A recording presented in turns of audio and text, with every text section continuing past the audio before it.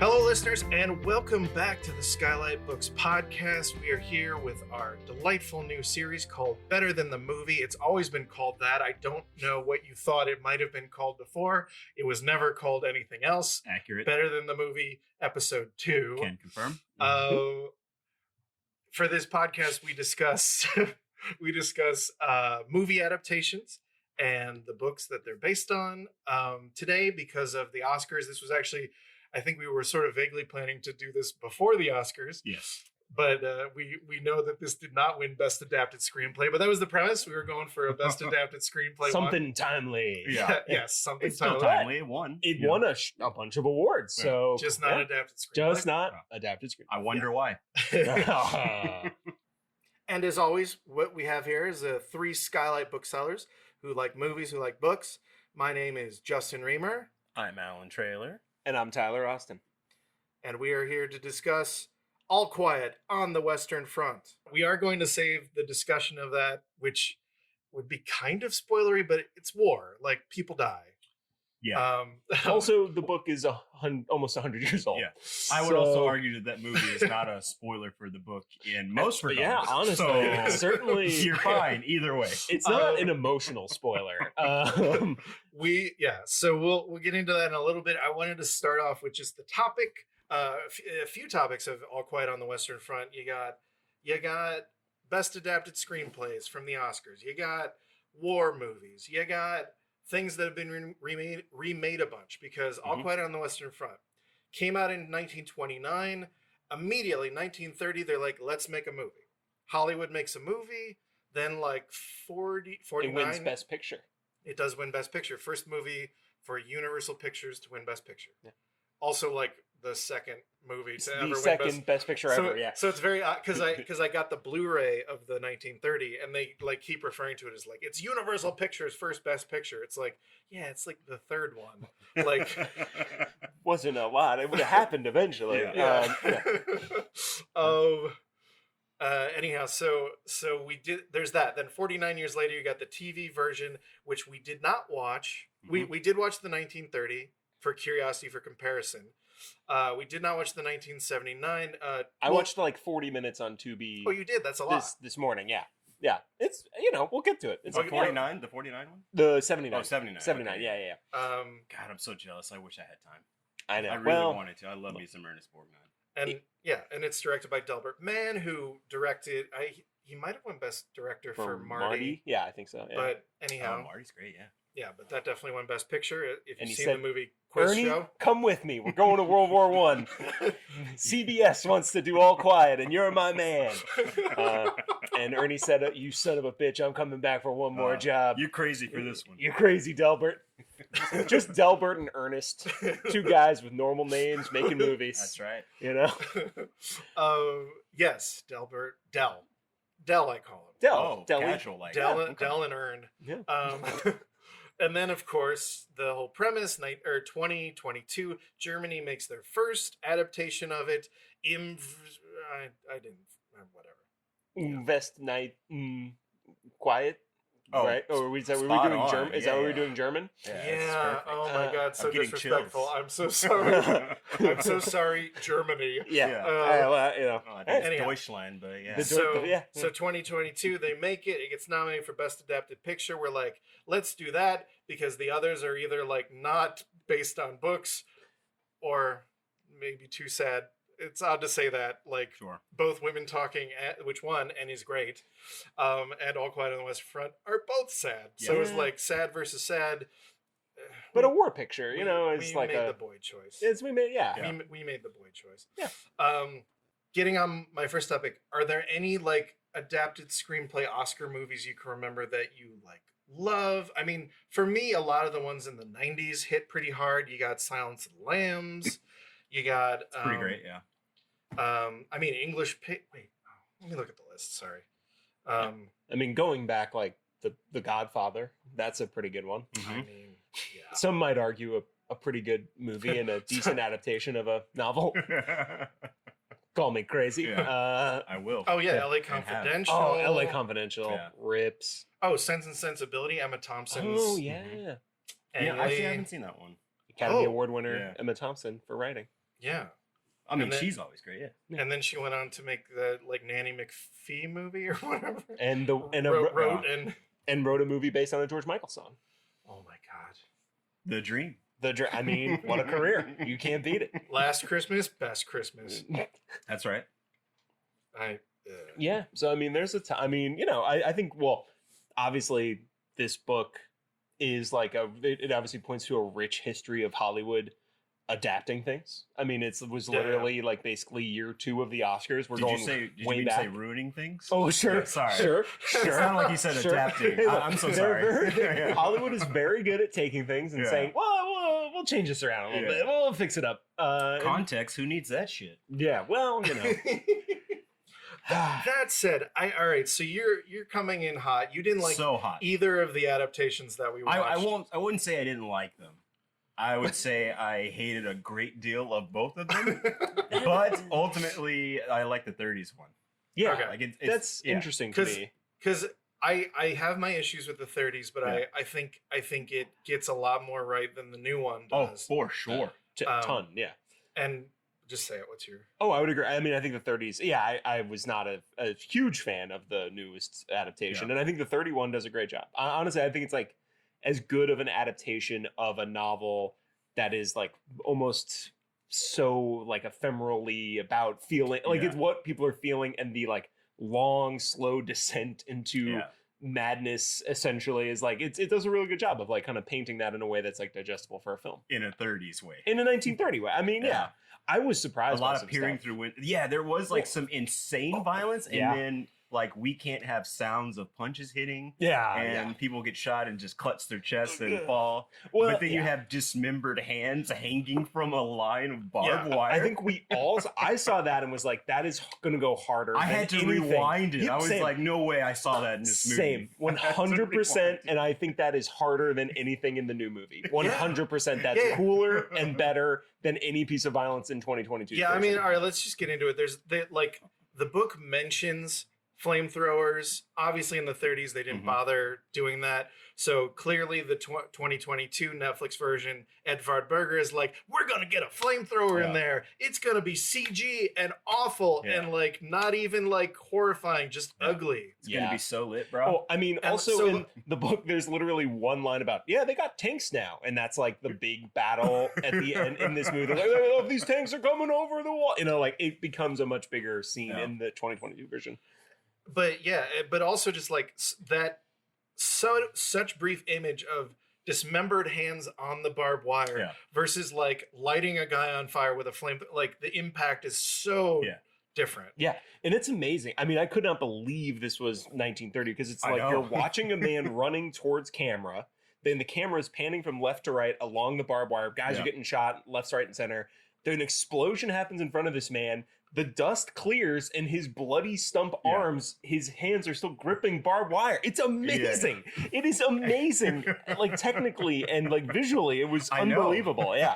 That's why I was like positive that I had imagined it. I was like, there's no way. It's unreal. It's so good. And I don't think there's anything that stacks up to that in the new movie, personally. I certainly don't remember anything that closely. No, in the movie. No, it's just such a stark image. Well, you were going to say something about peering through windows. In the 30s version. Oh, I forgot my point, but like there was a lot of like window peering throughout the entire 30s one. Which let me argue with you. I think that's awesome. I thought it was a great sort of like... No, I thought it was great too, especially when he's like in the classroom. Yes. And there's like a fucking parade going on outside. Oh yes. God, and he's like, they're trying to listen, and then suddenly we just like key in on them. It was so cool. I thought that was great. And then it's when they first arrive at the front is all shot through these like giant windows that I believe is supposed to be like through a train station or something. But I thought that was so effective as like visual storytelling in terms of like, oh right, we can't relate to the experience that these guys are having right now of going off the war. And they can't either. Yeah, they can't either. And they're about to find out. Yeah, they're about to get a huge perspective shift. To be with them so badly, and you're like, we're all going to war together because you've been hyped up by the beginning of the movie, and then you're just like, you're kept at arm's length, and then like someone's dead like in 5 seconds. It's phenomenal. I thought it was such a great choice. Yeah, I think the 30s one honestly just has such, I think also because it's on that precipice of from silent film to sound film where the camera's moving and the visuals are so dynamic that like it's just like really stylish in a way that the new movie, despite winning best cinematography, is not stylish. No. Oh, I cannot tell you how much I grew to despise that stupid score.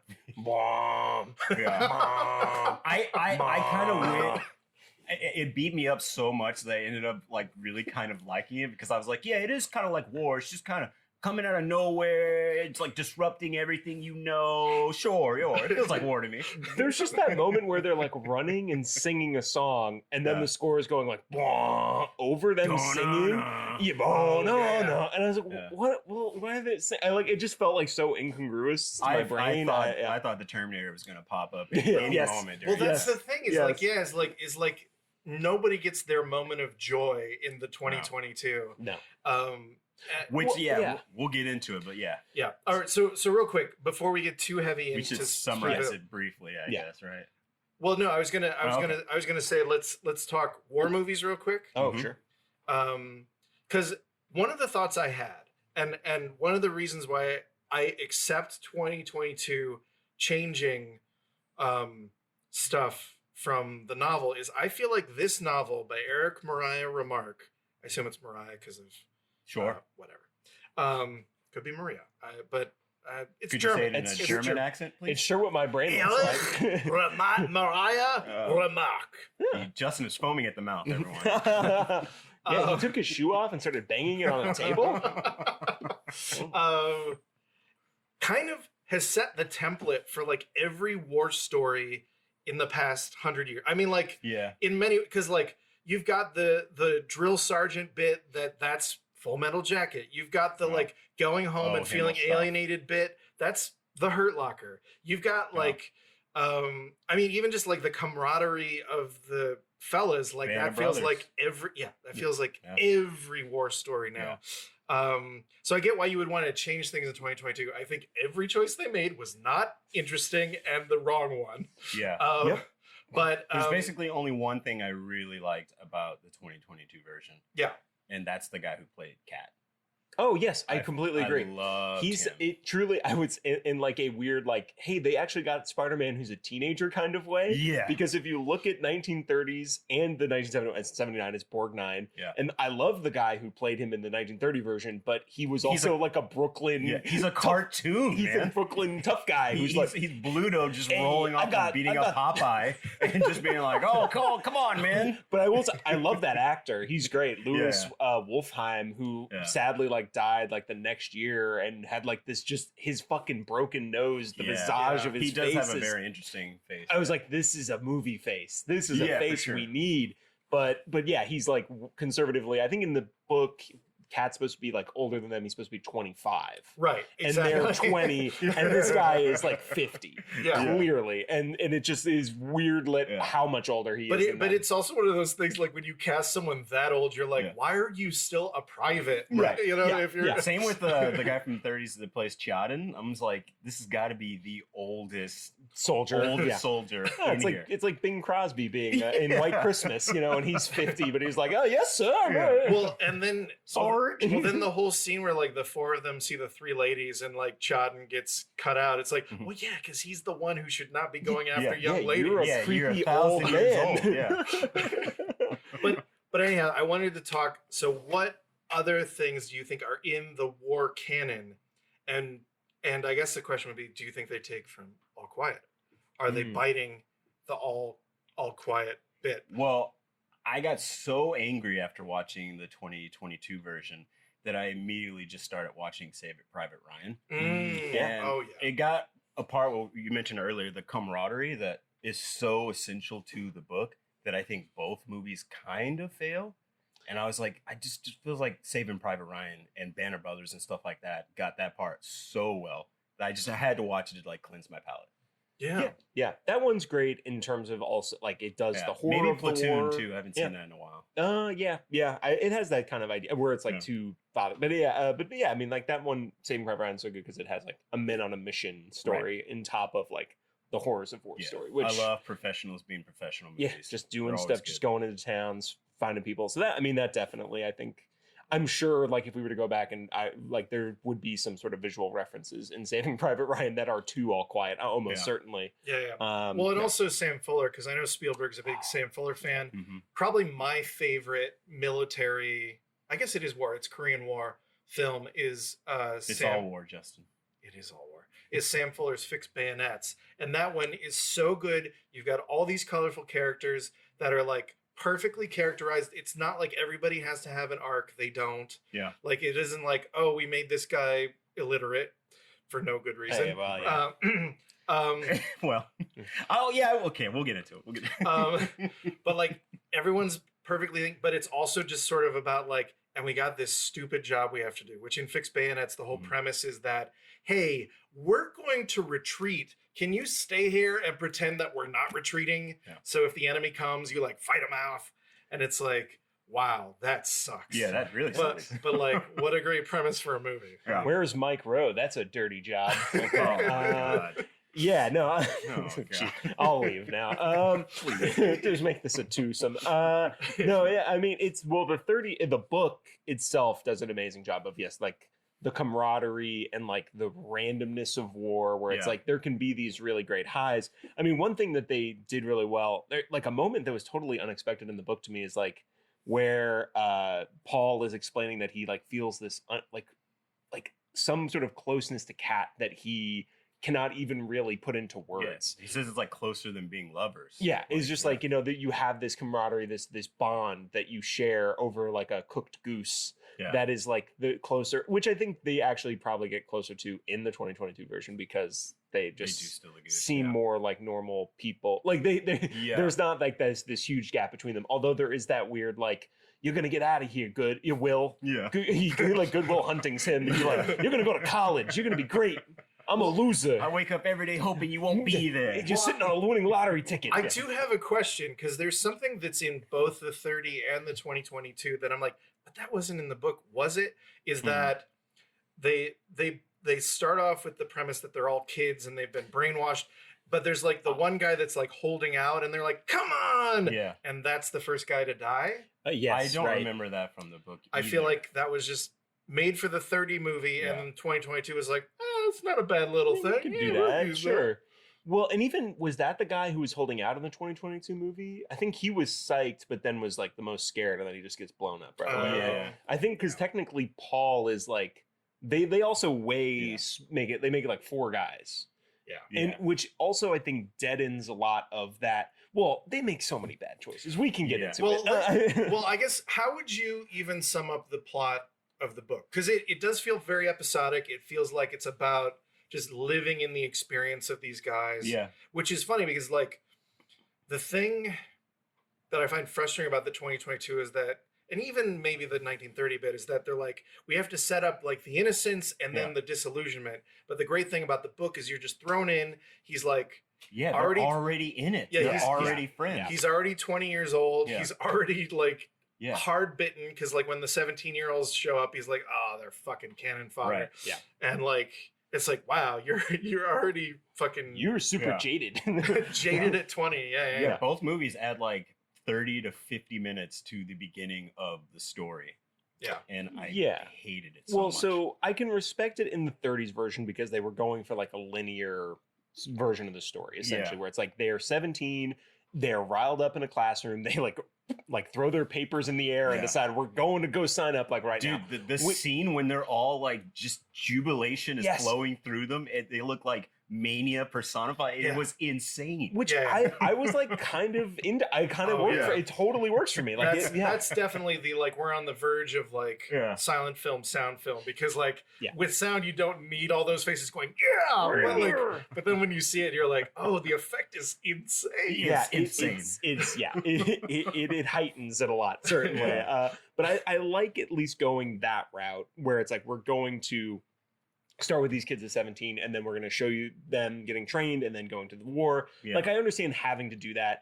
I will say the 1979 version, the first 40 minutes I watched, is the closest to the actual book that I've seen, where it starts with them out there, they go through an attack, and then through flashback you see how they were talked to at school Donald Pleasance, which is great. Oh, and then you see, wow, I should have seen We really blew it. Yeah, it's pretty good. It. Now they do something I did hate though. They made a choice where they all pick on the postman who becomes their Himmelstas. Yeah. They all like pick on him. Himmelstrasse. They like make fun of him, and then he becomes their commanding officer, and that's why he's like such a dick to them. Which I hate that that's motivated, because one of the things the book does so well is that all this stuff is just like random. Yeah. It's truly just horrible, random, bad luck. It's just stuff he's had in him all this time. Yeah, he's just when he gets power, he's not good. Yeah, he's not a good dude. He gets power and he becomes a petty tyrant, and that happens to people. Yeah. Which they completely gloss over in the new version too, where it's like literally they're on the way to the front, and like some guy's a jerk to them in the back of a truck, and then he's like, "Oh, he's a." They gave some of those qualities to the general that's like fueling the war in the new version.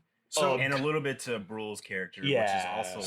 So let's sum up the book real quick, and then start talking about the mess of what they added to the 2022. So what would you say is like the spine of the book? It's kind of like, it's mostly from Paul's point of view. Yes, Paul Baumer. He's our main character. It's all pretty much in his voice except for like the finale. Yeah, right. Which can't be in his voice. Right. Spoilers. Yeah. War. I mean, basically, spoilers. This is a book about war. Well, one of the things that blew me away about the book, and I guess this is sort of a longer way of answering your question about what the spine is that it's like, it's very literary, the whole thing. Like, there are moments where you're like, oh, were they back in the bunker? Like, the language is so interesting that you're kind of like almost, it doesn't matter where you are at times. You just know, like, okay, they're under attack. I don't know if they're in the trench or if they're in a bunker necessarily, but essentially they're just like constantly being moved between the front and like relief, and the front and relief, and people are dying slowly but surely, are getting picked off. And then there's a moment where Paul gets to go home on leave. He feels alien to his mom and his sister and everyone who lives in the town. He comes back, he gets injured, he spends a good deal of time in the hospital, where you also learn things are horrible and random and awful in the way that war is. And then he goes back to the front. Cat is like the last guy left. He dies, and then eventually Paul dies. Yeah. And that's pretty much that's the book. Yeah. I mean, but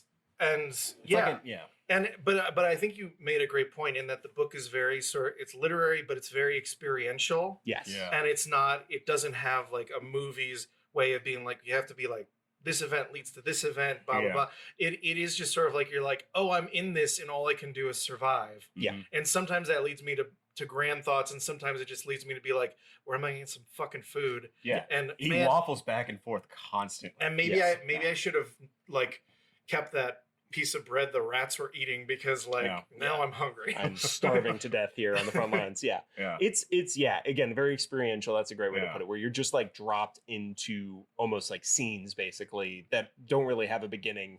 You're just there, you know. But it's sort of just Paul like just dealing with the existential crisis of, have I lost myself already? Or, oh my God, is there more to me that I can lose? And just having that constant fear with him the entire time. And the thing that's so interesting is that obviously we get the most of Paul, but even in the little moments we get with the other people, like we get to know them. Yes. Like we know who Tjaden is. We definitely know who Cat is. Like he immediately is like, oh, this guy pops. Yeah. Partly just because it's like funny that he's like, yeah, I'm gonna find us food. No matter what, I'm the guy. Find us, I'll steal us a goose. And the way he's described is so cool. Yes, he is the coolest character. It's like a penchant for finding food and finding like loose jobs or easy jobs or something like that. Yeah. It's the guy you want to know. Definitely. No, but it's really interesting in that it's so literary and like language that's used really well. I mean, I was blown away by that level of like the writing is so quality. The first chapter, I was like writing down every other line. I was like, I have to stop. Oh, and then the other thing I was going to say is basically the book is so good at being like using every part of the buffalo in terms of how bad and random war is. Like every little aspect of there is like so little joy. I mean, like there are the moments, but even then they're like robbed. But like him going home is so devastating in that like he's put to a beer garden table with a bunch of old guys going like, nah, the way to win is this. You don't understand how you see win. The whole of it. You're young. You know like, the details. He's just like shaking with rage. I'm just like, I would lose. That's mind. What I really liked in the 30s one too. Yes. I thought that was a really good interpretation of that scene. Well, and also just like I felt like in the 2022 basically cutting to the bone every moment with the women to just make them a symbol of this like nice smelling garment. Yeah. It was just like, oh, this, I get like cutting it to the bone like that, but like, no, like it's so much better if you get the moment where the three guys are with them. And like the thing that's a little disappointing in the 1930s one is that what's nice in the book is that it's not even like a fully like, oh, it's so delightful to be with a woman. It's also just sort of like, oh, she sort of sees me in this way as like this poor soldier.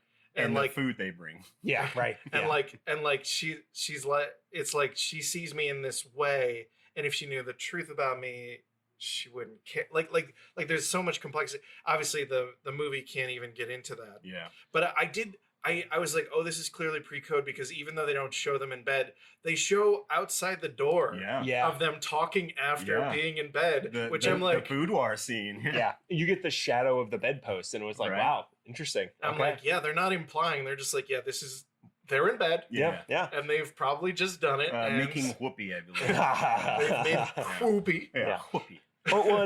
One thing about the book, and they do this obviously in the 30s one as well, is that it's like they join in the first year of the war, which is a massive difference from the 2022 version, which I think immediately handicaps the movie from the jump. Yeah. Would be, Well, I There's mean, so okay. much I Okay, hated let's talk about some of the changes in the 2022 that literally feel to me like a screenwriting teacher coming to you and be like, okay, let's raise the stakes. And like to what end? Because like one of the things is the book ends probably like a month before Armistice. Yeah. And it doesn't even really matter. Because it's like, you know, if you think about it, you're like, oh, it would have been, you know, if he had survived another month, maybe he would have made it out alive. But like, they're gonna make a meal out of that concept. But it's not. Who cares? Like, it's not the point of this. No. This one is literally, they create a subplot featuring Daniel Bruhl of like Inglourious Bastards, Rush, and obviously a bunch of foreign films like Goodbye Lenin, whatever. Yeah, a great German actor who I think had to be I think he was an executive producer as well. Playing a real character, George Matthias, who like brokered the armistice with the French. They make that a whole subplot that I gave zero shits about. I hated every moment you're not with the guys in the trenches, you're like, this sucks. What are we doing? Yeah. It's like, oh, we have to, there's men dying. It's like, show the men that are dying. I don't care about this peace treaty. We know there's stupid machinations going on, but like, this is not intriguing. And then, but basically it leads us up to the like contrived screenwriter premise of the armistice is signed. We have until the 11th hour on the 11th day of the 11th month, and then armistice. And then you have this asshole general who's like, no, we're going to fight in the morning, win, and then the French will have to eat our... I thought for sure they were going to revolt. When he like insists, is like, we just signed it, but like, what if we did it anyways? What if we won the war anyways? Right. Well, he just wants like a little bit of more land, basically, is his ultimate goal. Also, like they set him up as the guy who's like, I didn't have a war for 50 years. Like they kind of patent him a little bit. Yeah. And I did look it up, and there was this thing that happened where there were some battles even after armistice was signed. Of course. But I mean, that's not this story, and who cares if like it's like 5 seconds to armistice and then our hero dies, and it's like, oh, if it had been 5 seconds later, it doesn't raise the stakes. It just makes it ridiculous. It doesn't make it more of a tragedy. The stakes of this war movie is you and your friends are going to fucking die because it's fucking war. That's the stakes. You don't need your bullshit to like raise it. Like, it's 11:59 to midnight here. It did make me so mad. Like, I know I was mad throughout the movie, but especially when it came down to that. Well, you could start to see the gears turning in that direction. I was just like, are they going to do this? No way. Are they going to do this? They're doing this? And otherwise, I don't know why else you have that subplot. No, it would be absurd. Yeah, truly. And of course, and you're just like, that's a ridiculously stupid thing to do, because you're so right. It's like, there are no added stakes by it being so close to the end. It doesn't make it any more tragic. It is truly like someone read a Britannica version of dramatic irony. And they're like, do the whole movie, make it dramatic irony. Yeah. Well, I mean, and that's even the thing, because like the way Kat dies in the book and in the 1930 movie, That's the gut punch. I Because know, the man. whole all right, so spoiler, whatever. The character we love, Cat. Yeah. He gets injured. So Paul, our hero, is like, well, I'll carry you to the medic. And at this point, they're the last two of their crew left. Yeah. So it really means something. And he gets to the medic, and the medic's like, you shouldn't have bothered. He's dead. And he's like, what are you talking about? He just got like a flesh, you know. He's so matter of fact about it. And he's like, yeah, no, this asshole, this guy's dead. Yeah. And he checks. And in the book, see, that's the thing. This is one of the moments where like the book is so strong in my memory, and I think the 1930 does a really good job, because it's basically like he touches his head and he brings it back and he's like, it's wet. And you just sort of see him be like, oh, there's blood on my hand. And he realizes that like a splinter of shrapnel has just nailed Cat in the head while he was carrying him on the way back. Yeah. And it's like, that's it. That's what gets you. It's just like a random piece of metal is now lodged in your brain. You're dead. Which they discuss in the book all the time. It's like they're all going to die at some point, and they think that they're lucky throughout the book, but it's like there's just going to be a moment when they're just not lucky. I mean, there's a moment like heavy symbolism, whatever, in the book where like graveyard is being bombarded. They're like running through the graveyard. Some of them, like Paul falls into a grave, basically falls into the guts of a dead person. Yeah. And like the movie, the 1930 movie actually does a credible version without going into like the gore of like running through this graveyard that's being bombarded and falling into a grave and being like, oh God. Yeah. I am basically like this far away from being the dead guy. Yep. Yes. Which again, heavy symbolism, but like skeleton turn says your future, buddy. But the book nails it, and I feel like the 1930 movie nails it, and the 2022 is so sweaty with like this, because again, like there's been 100 years of movies kind of telling the same story, but like it feels like flop sweat just to be like, oh, but we gotta really drive home, like war equals bad. Right. Yeah. These last two guys are gonna die after the armistice has been signed. Oh my God. Yeah. So that's the thing. So then in the bureaucracy. In the 2022, it becomes this like weird pseudo poetic but like dumb thing. Like where it's almost like Cat brings about his own end by just being like, let me push it. Yeah, it is very much his fault. He's like, one last harangue, huh? We're gonna go steal this goose from a French farmer who hates me and has tried to shoot me a bunch of times.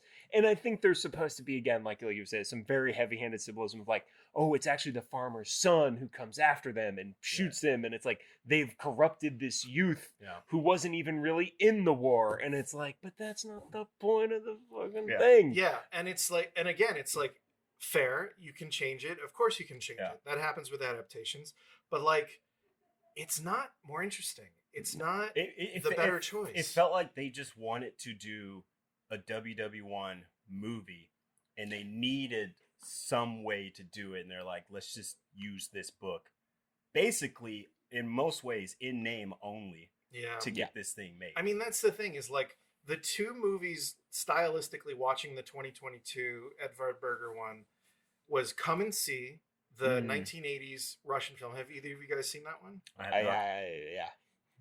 I haven't. It's a tough watch. Talk about poetic and shattering. Like this movie is striving for poetic and shattering, and it gets neither poetry nor actual shattering, apart from just being like, that's gross. Yeah. And then like 1917, which is sort of like all the technical achievements of 1917 have become like the wrong lesson, where it's like, we just do like a long Steadicam shot and like you stick with the soldier and like, isn't that intense? And it's like, I was looking at the tracking shots in the 1930 and I'm like, this is more the book, because you just feel like in that tracking shot, you feel real chaos going around the figure as the camera is tracking with him.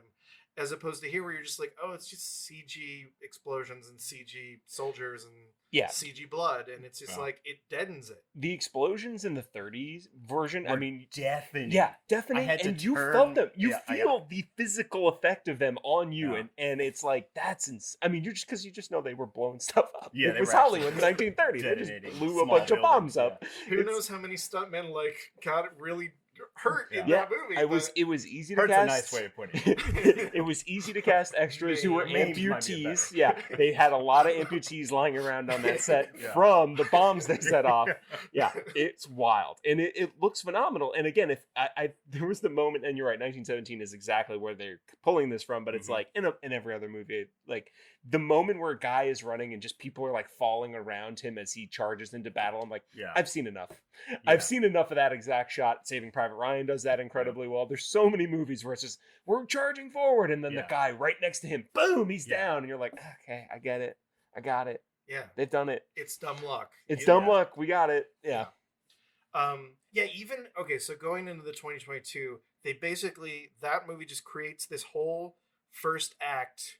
That's like it's like 50 minutes. It's like a 50-minute first but act. It's also like some like the very beginning is we see a random soldier go into battle. Yeah. He gets killed. He gets shot. Heinrich Gerber. I don't know why his name stuck so well in my brain. Heinrich Gerber. Anyways, his uniform is brought back to the army. Yeah. A seamstress just sews up the bullet hole, and then it's given to Paul Baumer to take into battle. And he's like, "Oh, this is someone else's uniform." The army lies and is like, it must have been the wrong size or whatever. Oops. Rips out the guy's name tag. Is like, there you go. Oh, I get it. Everyone's cannon fodder, and like it's. Just but there's a great shot in that one where like when it hits the ground, you see he's ripped off multiple. Yeah, tags. that was good. Yeah, I thought that was interesting. Yeah. It was an interesting pre-title credit sequence. I was like, oh, interesting. Okay, so because like right when Heinrich dies, and the 30s one does a similar situation with the boots that Mueller wants. Yeah. Which also I was like, I don't remember this in the book. That is in the book. Yeah. Well, that he wants the boots for sure, but like when the boots goes from soldier to soldier, they become like a monkey paw. Bad luck charm. Yeah, I was like, right, what? Right. I don't remember this. Oh yeah, that was see that's like their version of it. That's their version of it. I find it more effective and artful. Also because it's like bam, bam, bam. You see, this guy gets the boots, dead. This guy gets the boots, dead. As opposed to this movie, which is like, let's contrive the whole machinery that gets this uniform back to our hero. Yeah. Which again is like the least interesting stuff in the movie. I mean, I guess it's interesting in that you're like seeing process of like how works in that way, the behind the scenes of it. I guess there's they're washing the blood out. If you follow what the book discusses a lot is like that one scene when they're all discussing why the war is happening and what it all means. Like it can add up to that. Yeah. If you connect the dot and you don't randomly rearrange scenes in your movie. Well, and it's just give other characters deaths, and I'm like, why? What's this change for? It's just another moment where you're away from these guys and not with the people who are the main characters of your movie who you care the most about. And it was just like, well, then I don't care. I just don't care. Well, also just like, so Chadden, fairly major character in the book, also played by an extremely old man in the 1930s. In 2022, I don't remember this guy until he's got like, the milky eye. Yeah, until he's like lying, prostrate in the hospital, and it's like, you're probably gonna lose a leg, and he's like, I don't want to be a cripple forever. And then you're like, oh well, I know what's gonna happen. He's clearly gonna off himself. Yeah. He takes his fork from dinner, and then the movie turns for one moment into like a Final Destination movie. Yep. And he stabs himself like 10 times in the neck with a fork. Just fountain of blood from his neck. Spurt. Yeah. And it's like, which are taken from the book, but it was supposed to be Albert was thinking about doing that, right? I think he does it, but he like tries to stab his chest and it doesn't work, and they get it away from him. But he also just doesn't violently stab himself in the neck 10 times, being like, "This will be the way." It's like, oh my god. Man. Well, the guys don't really notice until he's way too late. It's like stab 8, and they're like, "Wait, what's going on?" Tajin, knock it off, buddy. Another great part of the 22 though is the guy that's across from them watching just like takes his food. Yeah, and he's like, "Well, he's not going to eat it." Yeah, they're good. I mean, there are good moments throughout, and it's again they just don't. I don't know. They just make the wrong. They put them on the wrong superstructure of how. Well, I guess that's basically the same thing as the boots are in the book. Where Mueller's like, our buddy's going to die when they visit their buddy at the very beginning. He's like, he's not going to need those boots, but I could really use them. Like, it's that same idea that you remove it from context and meaning, and then you give it to another character. And also, because, like, for your visceral scene. As they establish, I think in the 30s movie, too, is like, oh, well, orderlies will rip it off. And he's like, I could really use these, and that orderly is just going to sell it, like, Yeah, they already stole his watch. But then you have the like Curb Your Enthusiasm moment of being like, well, we can't just say like, hey man, you only got 1 foot, you don't need these boots anymore, right? Yeah.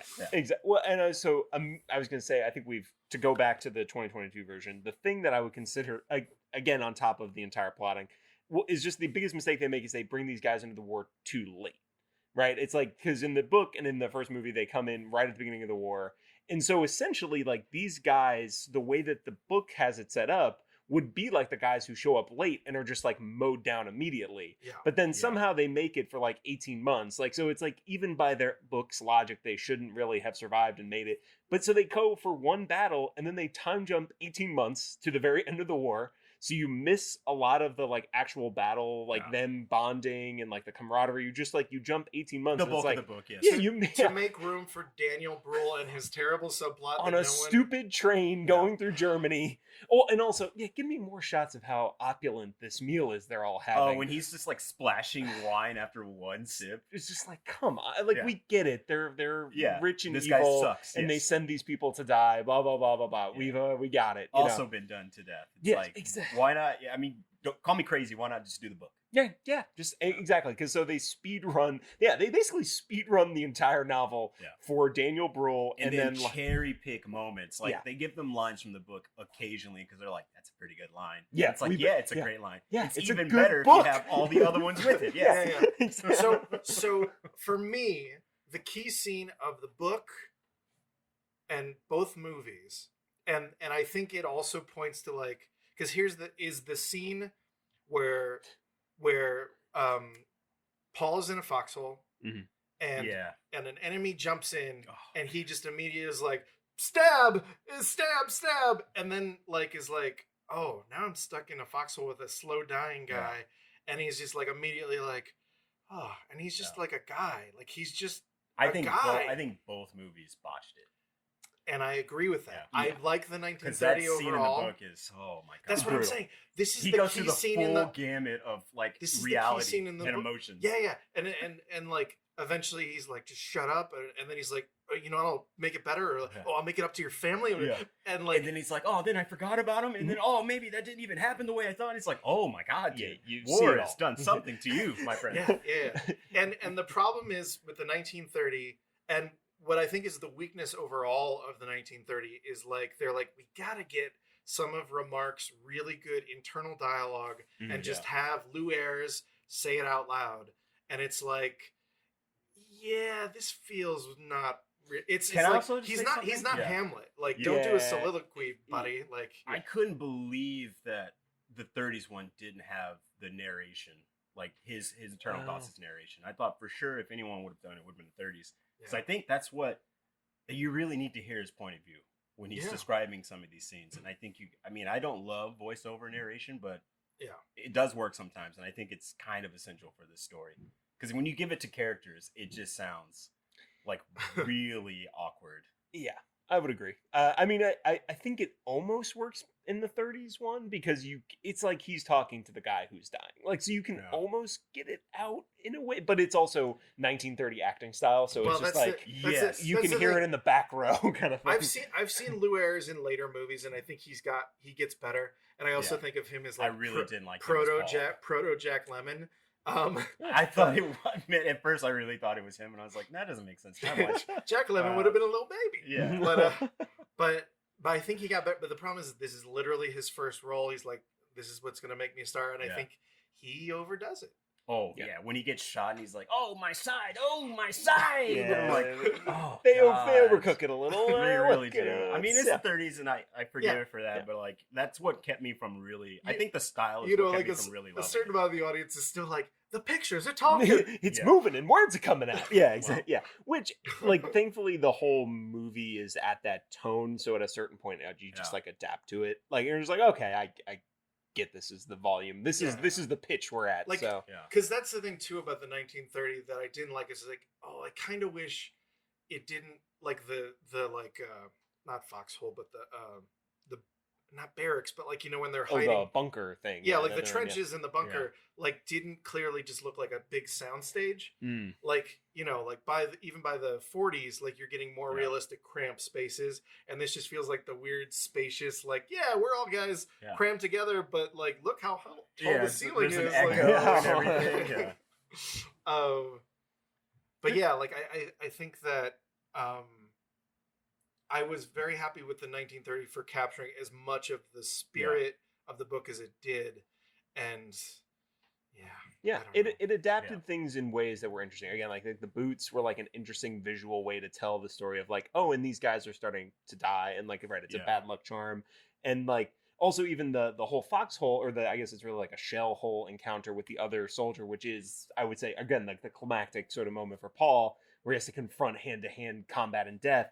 Like they even could never have done that the way it's done in the book, because that's like he goes out on some night mission and then an attack happens, but he's out there for like 12 hours. Like there was like, it's a weird random one-off thing you can do in a book, but not in a movie. Well, so the thing I will say that I appreciated the movie at least did was like time passes. They don't show us all of the time pass. Is that he changes. But like the movie is basically he has 17 emotions in 5 literal minutes. Yeah. The 2022, and I'm just like, come on. And like obviously they cut all the dialogue apart from him saying "comrade," which is from the book.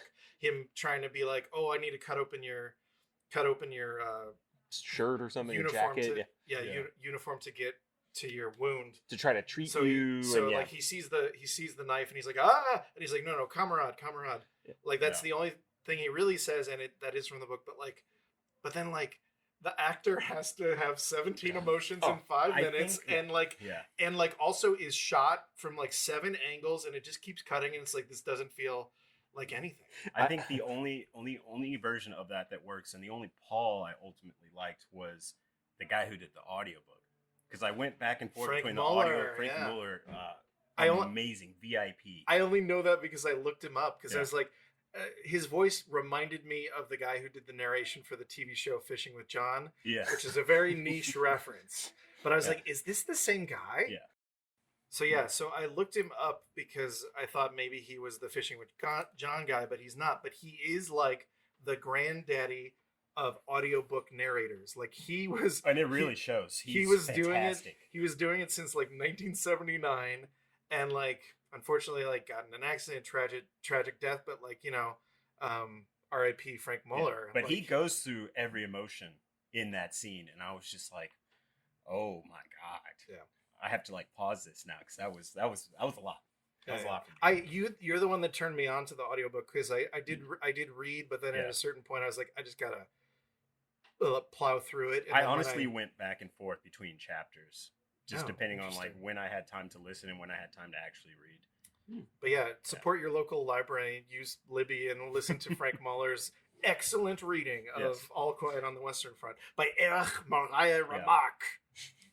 I will say also for that scene, and a lot of the 2022 version, I mean, the actor playing Paul had to probably have so much crap on his face for so long. Oh, the mud. The mud, like the amount of times that he had just like with the mud, dried, horrible mud all over his face, and which obviously is meant to be this thing where he's like, oh, he's barely human, or so, like, he's more animal than man or something. But all I could think about in these scenes was like this poor man for 12 hours getting close up after close up done of the dry, getting more dried mud just smeared on his face. That's what you want to be thinking about when you're watching a war movie. It was more interesting. What's though. That makeup situation? Yeah, what's the makeup? God, this guy is really good at having all this crap on his face. Good on him. Good on him. What an actor. Just having stuff, he just keeps jumping in mud, keeps getting mud all over his face. It's crazy. Which is definitely, I was like, oh, it's more interesting than what's on screen. Felix Kammerer. I wanted to look up the actor who played Paul in the 2022. Because as per usual, we don't do research really apart from just what interests us. So yes, exactly. Yeah, no, I was like Lewis Wolfheim, and that's it. That's good. I'm good. Well, I think it's Wolfheim. I'm saying Wolf, but Wolfheim. Anyways, he's great. Man with a broken nose. Lionel Barrymore found him. You're welcome. The Wolfheim hive will come after you and be like, no F. Yeah, blew it. Speaking of ways in which both movies failed, the Himmelstoff or Stoff's character is so dark and just evil in the book. Well, first of all, he's not even in the 2022 version. Yeah, which I was like, I can't believe they inflated it with these 2 other characters, but took out the clear evil guy. Yes. But in the one in the 30s, I enjoyed it ultimately, but it's not how I view the character. He's more of an asshole than he is just like absolutely corrupted by this power. And he is kind of bullied a little bit as well in the 30s one. So it's like they all can't believe the postman is their superior. And he's like, well, I will show you. I'm going to prove to you. And it's like in the book, he's like, no, I'm going to make this guy stop bedwetting by putting 2 bedwetters on a bunk bed and have them hate me for the rest of their life. And have them switch spots every night so that one of them is getting pissed on every night. That scene in the book where they find him and they just beat the ever-living crap out of him, I was like, yes. Yes, phenomenal. I can't wait to see this in the movies. Which I think they did sort well. Of did in the 30s one, in the 31. Yeah, exactly. They didn't do it. But it's not as earned. But you're right. Yeah. You're right. I had forgotten that. But like, yeah, no, in the book, you're just like, because he's just like. But also, I mean, that's the brilliance of the book is that that's a horrible, fucked up thing they're doing. But they've been driven to it, and that is the point of war: is to drive these guys to the edge of humanity, so that they could just be like, yeah, we'll throw a bed cover this guy and just hit him mercilessly in the street. Yeah. You know? Which again, like. Then Full Metal Jacket kind of takes that to its own thing. Which is, I'm assuming, why that was an easy cut to make for them, where it's like, well, we're not going to do this better than Full Metal Jacket. You know, it's like, but to get rid of the character entirely. It's a huge waste. But also, such a loss. But also, like, I'm assuming that some of the added subplot in the 2022 is to be like, well, you know, we're making this post World War II. I hated that. And that's the thing is like. We don't need that. Right. It is truly the worst, like, historical looking back, like, be kind to your enemy because otherwise they will grow to resent you. Like, that is a thing Daniel Brühl says to the French who are, like, imposing all these horrible things on them. Yeah. Essentially being like, who knows, maybe we'll hate you. And then a guy will start giving speeces in beer halls. And then we'll kill 6 million fault, Jews, you know? Maybe that's your fault, guys. Yeah, it's probably your fault. Which is just like, I mean, that's the brilliance and the beauty of the book being written, obviously, in like 1929, is they don't have the foresight of that. And the idea that they're throwing that in there is just like, come on. Yeah. Boo. It's so, like, not even just straightforward in the book, but like the purpose is so clear, the point of view is so clear, and even I think in the movie the point of view is so clear, and it's like obviously because you're putting it in a dramatic setting, you have to do some contrivance. I mean, the book also probably has some contrivance too, but it just all feels so contrived that I'm like, I don't know what you're trying to say to me apart from we're making a war movie in 2022. That's like you're not saying anything. Yeah, it's saying war is bad. War is bad, but then people are evil. But also like here's an additional like boss final battle scene in which our hero becomes a badass, murdering people, which is like not. No. Yeah. Right. It was like, hey, war's evil, but it's also pretty hardcore. Yeah. This guy's beating someone over the head with a helmet.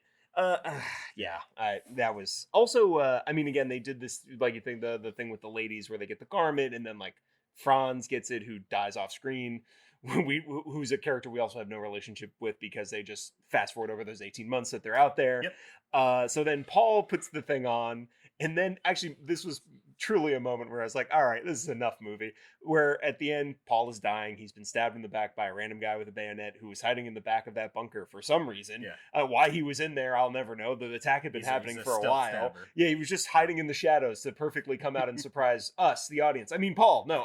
No, you're right. So then Paul comes out, he dies. The whole thing, like, they redo the thing from the beginning where it's like, oh, collect the dog tags or the name tags of these guys. Yeah. And in the moment, in the end of the last battle, there's like that redheaded kid who Paul saves his life, and which is dumb, and then who comes up and like looks at Paul and like has this really solemn face as if he's been watching the movie with us and understands it's like Paul's journey to this point that somehow. Guy just saved you, which it will leave an impact on your life, but like you literally just met him 5 minutes ago as you were marching to the battlefield. Right? Like, you're not making any memories right now. You're just blocking out as much as you humanly can. Black this all out. Yeah. Why are you looking at him like, wow, I bet he's had a hard 18 months out here. I wonder what his story is like. If there were a movie before this, it'd be really interesting. Yeah, it was. I hated that so much. Yeah, the truncating of all those things in the new movie, I really, really did. Oh, and then he takes the stupid little handkerchief as if that should mean anything it to doesn't him. mean anything to him. It's so stupid. Yeah. Yeah. They just really, They bungled it. They bungle it. In favor of just the most dramatic irony possible, they were like, no story, no like emotion or earned like, you know, a love for these characters. Even the dread of returning back to the front, which is all throughout the book, they don't even really do anything with that. I'm like, that's such a big. Every time they get away from the front, they try to stay away as long as possible. And when Paul gets like injured and is away and has like that weird training, which I wasn't even sure about in the book, I was like, what's this training about? Yeah. When he comes back, he's like both happy to be back with his buddies, but also being like, oh, right, it's the front. Oh my God, I hate the front. There's random death everywhere. My personality disappears at the front. Oh no. The training was an easy cut from the movies, obviously. Sure. But again, comes back to like, oh, everything about this war sucks. Like you were just like, his training was essentially like, watch these Russian prisoners of war who were all starving to death in front of you. Yeah. That's where the time cut makes the most sense, him being away. Yeah. Like if you want to do a massive time cut, just use that scene. Yeah, he gets. But they don't even have it in the new one. No, there's also in the book and in either movie where the teacher who riles them all up to join eventually gets like called up into being like a lower like officer, and then they the one guy he knows back from home like tortures him. Like they never bring that back in the movie, which I guess also is fine. Yeah, I don't know. There's not in the 30s when he goes back and he kind of like chastises him for like he's like, why did you get me to join this thing, man? Yeah, that was. And they're all calling him a coward. He's like, you guys don't even know, man. You don't want to be in this war. Trust me. Yeah, that was the best version that they could have done for it. Yeah. Again, that character never comes back. I mean, they also blow that in the 2020 version where it's like he gives this great speech, but they've all already joined. I guess the idea being like, oh, he's been giving these speeches for so long, that's why they're going to join. But it was like, I think it's so much better as like a call to action. I would say that scene is actually pretty good. Like the spiral of them all like listening to him, being like, yes, yes. Yeah, and it's the final better shot than the mania, which I also love, but like, I don't know. It's more realistic, I will say. Sure. It was good. Actually, there are moments. And I think visually, there are moments that are obviously just like, I don't know, I guess better in the new one just because... It's, I don't know. Really, the only thing that's good about the new one is the guy who played Cat. Yeah, I mean, I'd agree. Agreed. Yeah. I'm struggling. I guess I like the Chadin guy as well, but he's not in it a ton. But I like the look of that guy, and I liked his energy. To be fair, and I don't even know if I need to be fair, I was probably with the new 2022 movie for the first hour. And then that first battle scene happens, and then I was like, oh, slowly checking out, and then I was completely off board and angry. Yeah. But that anger, I think, has pretty much erased any decent to like good feelings I had about the first hour. But I'm glad you said that because I do think the actor who plays Cat in the new movie is great, and I'm going to now look at his name. Can I just tell you the thing I wrote down when I started the 2022 version? This is my immediate line. It's like, immediately not liking the movie. Instead of the slow dread, it opens with a war movie opening. I couldn't believe it. Oh, you nailed it. It's like so triumphant. I was like, this is so wrong. This feels so wrong. They eventually, segue into that, like, you're all just numbers and names, kind of like machinery of war kind of thing, which sort of saves it a bit. But I was just like, what are we doing?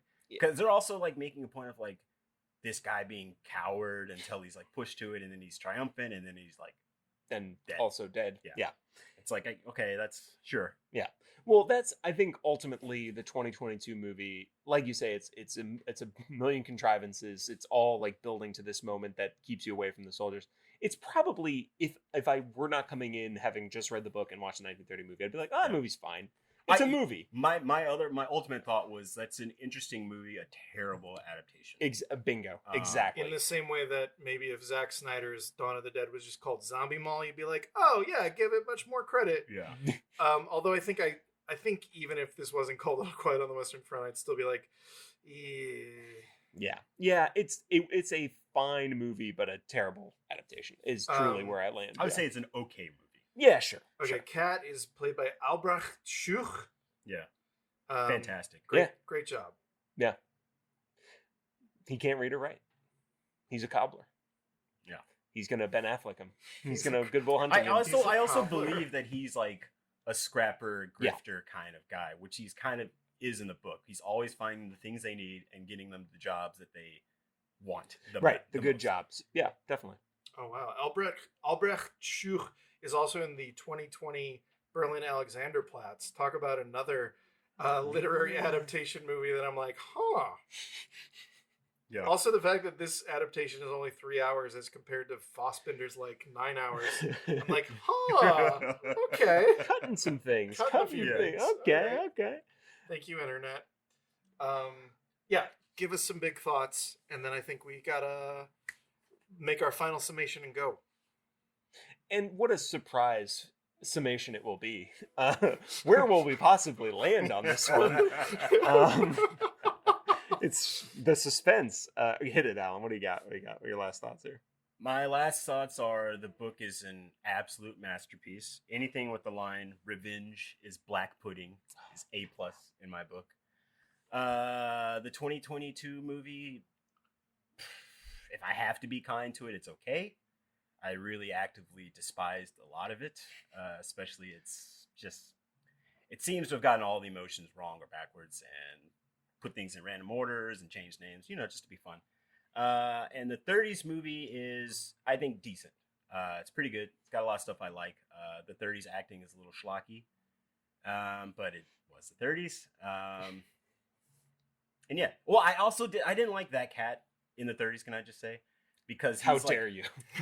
He's fun, but like his introduction as being like a for-profit guy, like when he's like getting guys food, he's like, all right, now bring me all your money and stuff. I was like, I don't know if that's my cat. He does get a real like comedy opening with like, cat can find food anywhere within a square mile, and he's like hiding under a truck, and his face is all the whole. That's the thing 2022 could have done, is that like that is very much the American Hollywood take on this story. Absolutely. And the German one could have been like, no, we're going to keep it German sensibility, but they didn't. They blew it. Yeah. All right. So, final votes. Is All Quiet in the Western Front by Erich Maria Remarque better than the 1930 movie? Yes. Oh, yes. Yeah. Yes. Is it better than the 2022 movie? Let me think about this. Yes. Yeah, I think so. Yes, I think we can agree that All Quiet on the Western Front, the novel, is indeed the masterpiece it is said to be. Mm-hmm. I think Tyler and I like the 30s more than Allan, although, as you said, I still liked it. Yeah, quite a bit. And I would highly recommend the 1930 version. Yeah. I think it's worth a watch, even if you're like not, if you've read the book, if you've not read the book. I think you should read the book first. Yes. But yeah. It's a really good movie. The and book I think has it's like, such delicious lines. You just have to. Oh yeah, I mean you don't get the sentences of the book in the movie. It's impossible. But I think it's historically important. It's Universal's first Best Picture winner. Yeah. But it is also like technically impressive. I think a lot of the acting's decent to good, and like it's a good adaptation. I think it's a good movie. Yeah. Also, can you tell us if we made a mistake by not watching the 79 version?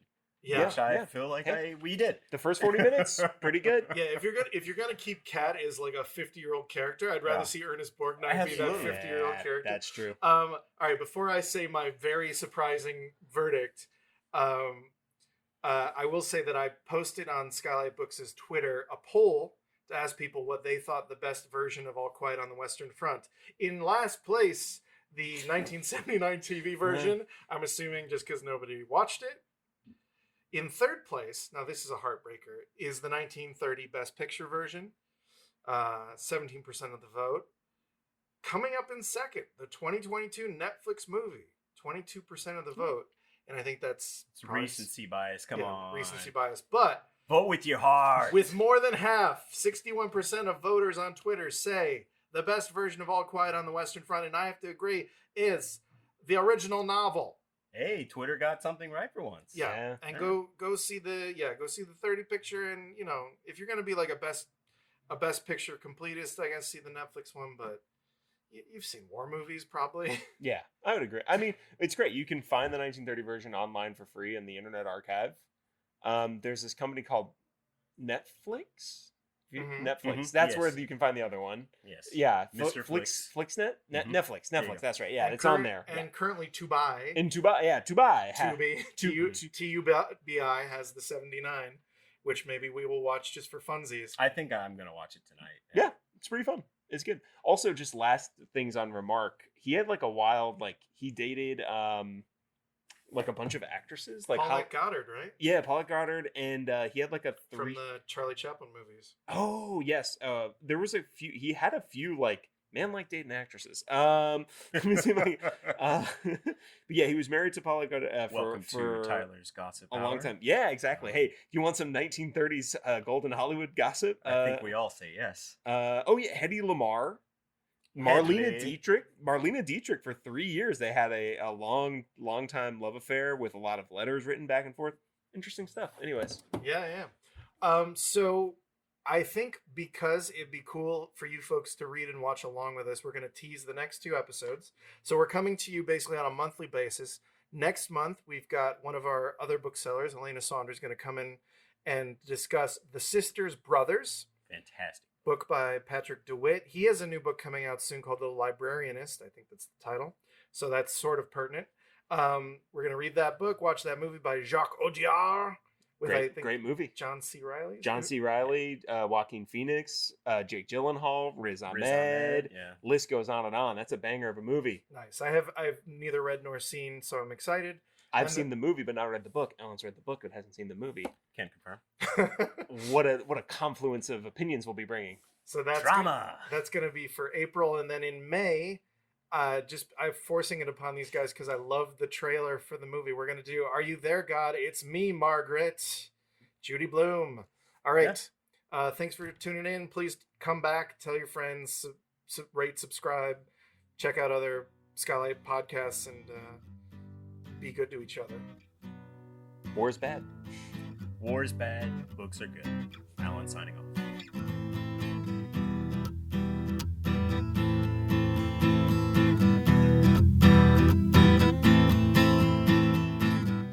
Thanks for listening to this episode of the Skylight Books podcast series. We hope you enjoyed it. If you'd like to check out the book featured in this episode, or others, please visit skylightbooks.com. If you're in the Los Angeles area, stop by for one of our live in-person author events. You can find a calendar on our website. If you like this podcast, leave us a review. Really helps us out. Our music is by Duck the Piano Wire. Till next time.